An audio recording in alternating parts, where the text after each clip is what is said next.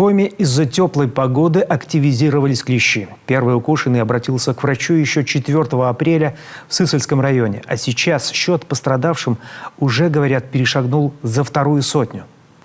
В Сыктывкаре на неделе начали обрабатывать от клещей парки. Что еще предстоит, знает Анна Зубарева.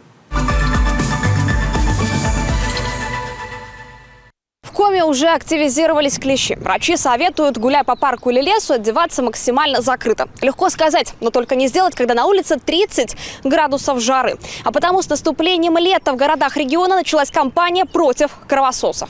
Традиционно сразу после майских праздников к работе заступили подрядные организации. Их большая миссия – обезопасить город от клещей. Вот так обрабатываются все зеленые территории, где часто можно встретить большое количество людей – парки и скверы.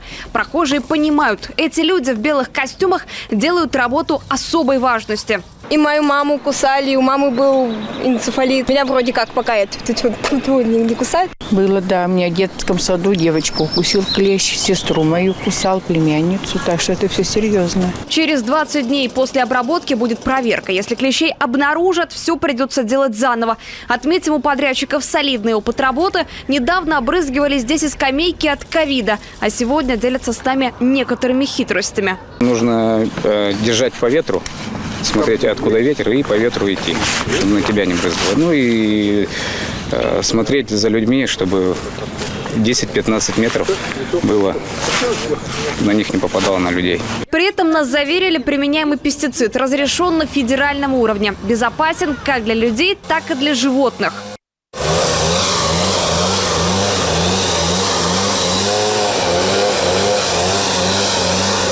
Идеальная погода для таких работ – безветренная и сухая. Выходить опрыскивать препарат в дождь абсолютно бесполезно.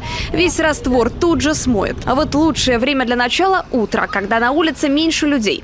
Отметим, люди вообще серьезно относятся к теме клещей и соблюдают разные меры предосторожности. Я хожу вот в спортивках и в одежде защищено. И я знаю, что клещей много, и много знакомых половили.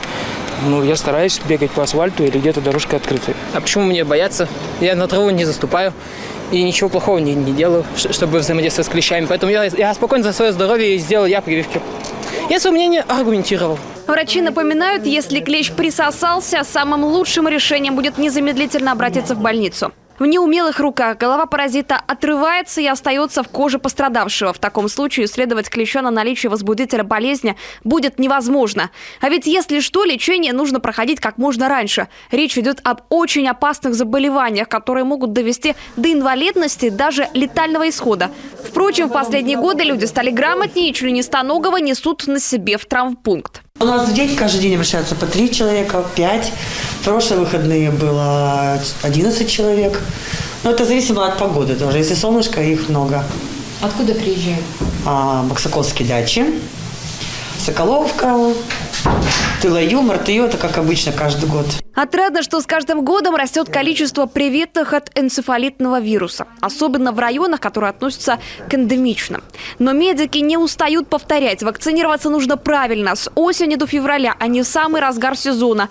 Для формирования иммунитета необходимо пройти полный курс вакцинации, куда входят 3 укола.